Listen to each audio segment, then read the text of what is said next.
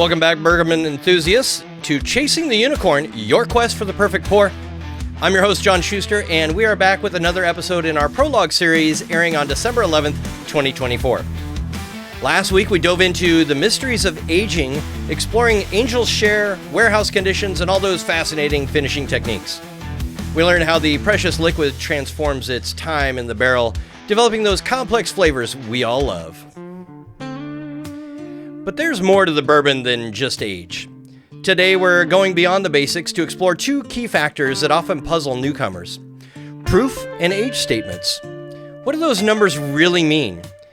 How do they affect the flavor, the experience, and ultimately your enjoyment of that perfect pour? We'll tackle those questions in our Drunken Unicorn Uncorked segment.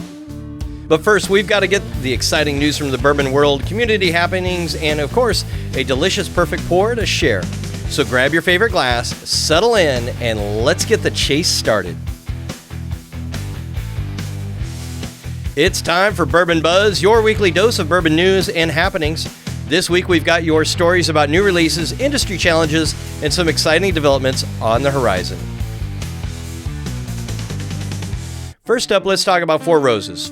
Four Roses is known for its unique approach to bourbon making, using different mash bills and yeast strains to create a wide variety of flavors.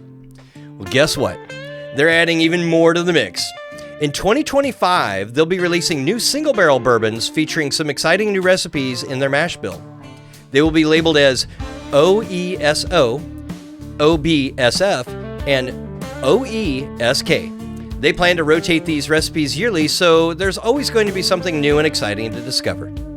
You can read more about this in the Four Roses press release, which we'll link in the show notes. Now, for some news that's a bit more concerning, Kentucky bourbon distilleries are keeping a close eye on the political landscape as a potential return of the Trump-era tariffs looms.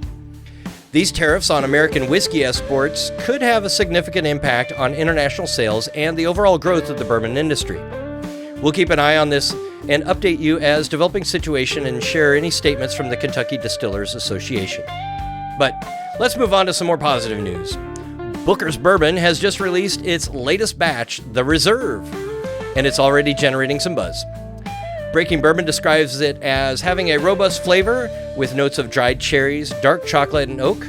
But be warned, this one comes with a hefty price tag, and if you're curious to learn more, check out their full review on breakingbourbon.com. I can tell you I had my own chance to sample this, and it was definitely a great experience. I enjoyed the flavor profile and would recommend a pour if you can definitely find one. And speaking of a new release, Old Forester is celebrating Repeal Day in style with a little limited edition 11-year-old bourbon called Warehouse Eye. This one's bottled at 100 proof and is said to be a real treat for those who appreciate a well-aged bourbon. While Repeal Day was a few days ago, you can find more details on Old Forester's website and share in their celebration. For a broader look at the whiskey world, Inside Hook has curated a list of the best new whiskeys for December 2024. They've got recommendations for every palate, from Uncle Near's Single Barrel Rye to Angel Envy's Tawny Port Finished Bourbon. We'll include a link in the show notes so you can explore these exciting new bottles. I mean, how else are you going to find your unicorn unless a list to start out with is there? Finally, VinePair has a great review of the Abraham Bowman Oak Series American Oak Bourbon. This one stands out for its unique aging process, which involves toasted and charred oak staves. They praise its smooth, balanced profile with notes of caramel, vanilla, and spice. This is a trend that we're starting to see in the industry, and if you remember from last week, this is what the next generation of bourbon drinkers is looking for. If it's in your flavor profile, then it's worth a taste.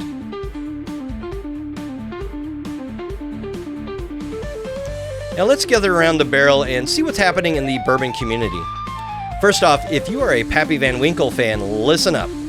Kroger is holding a random drawing for the chance to purchase a bottle of this highly sought-after bourbon, so if you're feeling lucky, head over to your local Kroger and see if you can snag yourself a unicorn.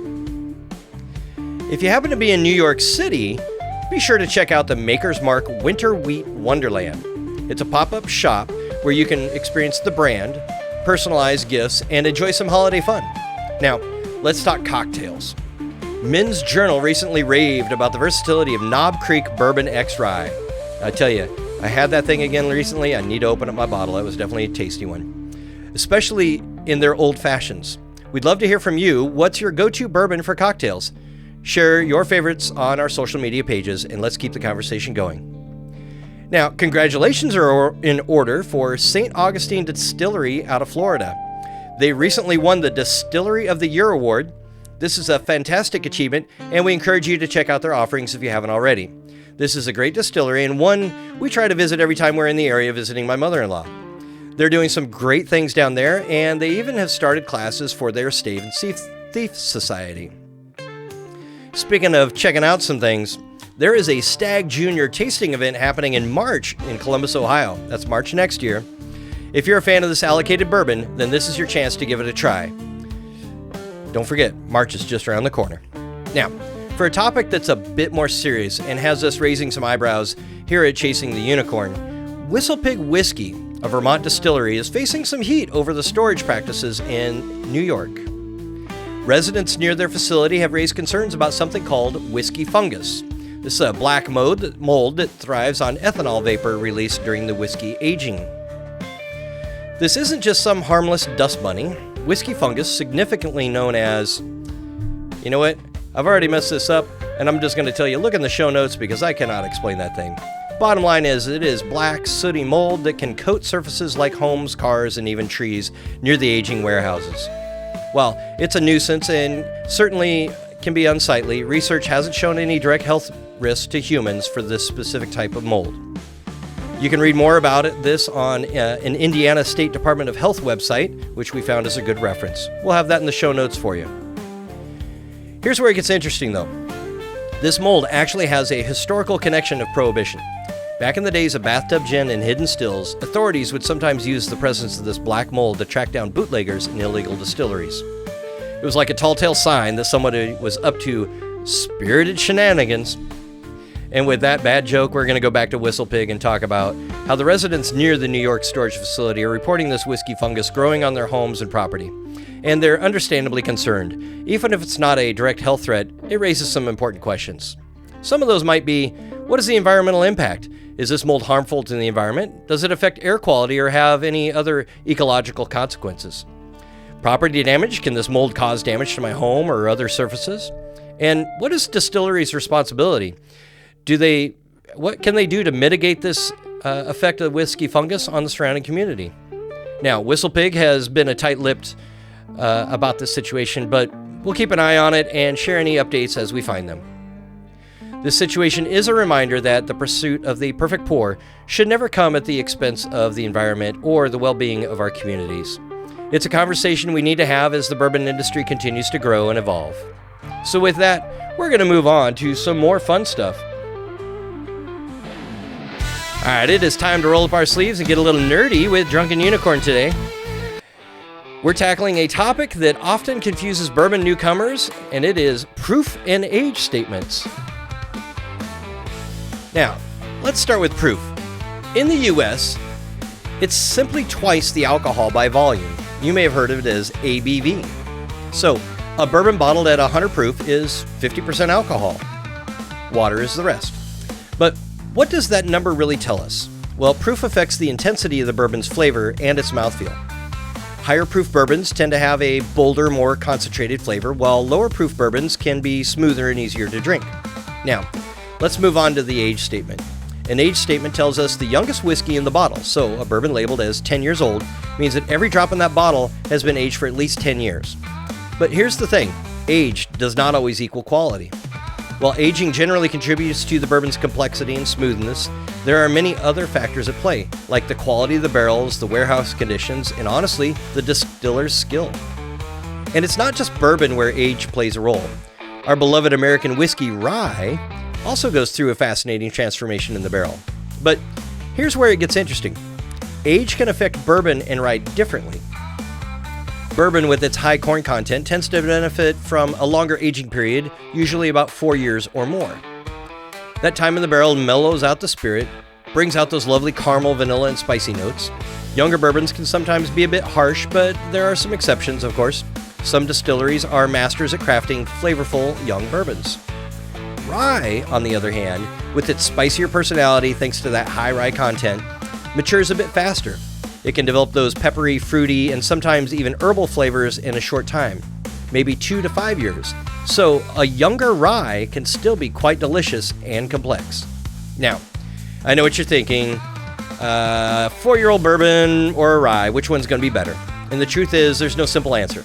It depends on so many things like the exact mash bill, the barrels, how is it stored, and really what is the distiller planning for it and how are they setting them up. Ultimately, the best whiskey is the one you're going to enjoy. So folks, love the bold spice of your young rye, while others are going to enjoy the smooth depth of an aged bourbon. Whichever it is, enjoy it. The key is to experiment and try different ages of both and see what tickles your fancy. I recommend attending maybe a few whiskey festivals over the year where you can get a chance to sample a variety without having to make a large investment in bottles that you're probably not going to be interested later. So, how does proof and age work together? Well, they can have a little bit of a push and a pull effect on each other. It's like they're in a dance, sometimes complementing each other and sometimes challenging each other. Think of it this way. Higher proof, the higher the proof, the more intense the flavors of the whiskey are. The intensity can sometimes make a whiskey seem younger than it actually is, even if it spent a decent amount of time in the barrel. Those bold, fiery notes might overpower some of the subtle oak and mellow characteristics that develop with age. While a lower proof, on the flip side, a lower proof whiskey might actually seem more mature than its age statement suggests. When the alcohol is less intense, it allows the nuanced flavors from the barrel, like vanilla, caramel, and spice, to really shine through. It's like the lower proof gives those aged flavors more room to breathe. Of course, this is not a hard and fast rule, and there will be lots of discussion about, nope, it's better this way or better that way, but that's okay. There's plenty of room for the high proof bourbons that are beautifully aged and smooth, and there are some low proof whiskeys out there that have an awesome youthful kick. Regardless, you're going to enjoy what you enjoy. But it's a good thing to keep in mind as you explore different bourbons and ryes. Now, you see where the comment, "you might be a little tipsy," in our hunt for the unicorn comes from? Ultimately, the best way to understand this relationship is to taste and experience it for yourself. Don't be afraid to try bourbons and ryes with different proofs and ages to see how they compare. One of the things that we do is we go to the local bar and we look for a bottle we've never seen before. We'll try a pour, and that's probably the easiest way to start. You might be surprised what you discover, and remember, there's no right or wrong answer. It all comes down to your personal preference.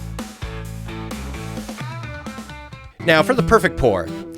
Our pour today truly embodies the concept of infinity and showcases the legacy of a bourbon dynasty, Little Book, the Infinity from Jim Beam. This isn't your typical Jim Beam product.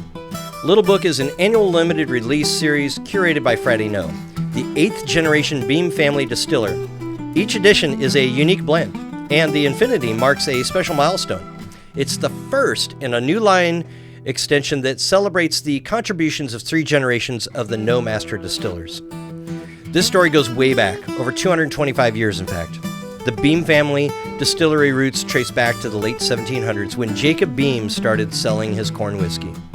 Since then, 7 generations of Beam distillers have honed their craft, passing down knowledge and passing from one generation to the next. That brings us to the present day and Freddie No, who's carrying on that legacy with his own innovative spirit. Little Book, the Infinity, is a beautiful tribute to his family's history. It's a blend of 4 different bourbons, each with its own story. A 20-year-old bourbon distilled by Freddie's grandfather, the legendary Booker No, a 14-year-old bourbon from his father, Fred No, and a 7-year-old bourbon crafted by Freddie himself, and last but not least, an 8-year-old bourbon representing their shared family legacy. Now, let's talk about the tasting notes. This bourbon is bottled at 118.8 proof, so it's got a good amount of heat, but the heat is beautifully balanced over complex flavors developed over years of aging. On the nose, you're going to get some caramel, brown sugar, dark fruit with hints of oak and spice. On the palate, all I can say is this was awesome. Rich and full-bodied with notes of cherry, vanilla, tobacco, and a touch of leather. That finish, that one that really brings you back again, was long and warming, with a lingering sweetness and a hint of spice that keeps you coming back for more. I can tell you, when I was drinking it just recently, I wanted more. So what's neat about the Little Book? Okay, I said neat. I know it's a bad pun, but I had to throw it in there. Is how they took these bourbons from 4 different generations of the Beam family, blended them together, and somehow created something so complex and delicious. It really speaks to their skill as distillers and how they've kept those traditions alive over the years. I'm impressed that Jim Beam, this huge company, still puts out these small batch, handcrafted bourbons. It shows that they're not afraid to experiment and keep pushing the boundaries of what bourbon can be. If you're looking for a bourbon that's both complex and approachable with a compelling story behind it, Little Book The Infinity is definitely something you want to grab. It's a reminder that the pursuit of perfect pour is an ongoing journey, and sometimes the most rewarding discoveries are found when we embrace the infinite possibilities.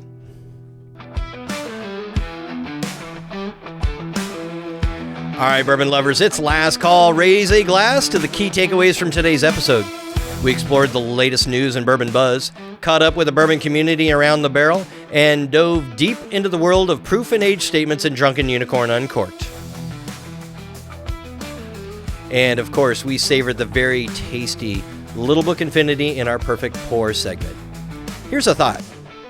Do you pay close attention to the proof and age statements when choosing a bourbon?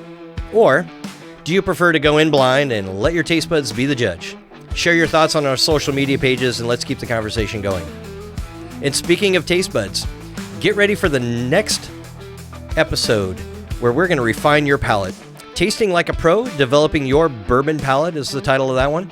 We'll explore the art of nosing and tasting bourbon, delve into common profiles, and share tips on how to improve your ability to identify those subtle nuances that make each bourbon unique.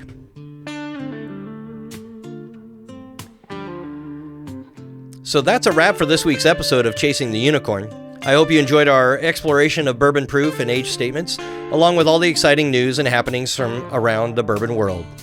I'm incredibly grateful for your support and being part of this amazing community of bourbon lovers.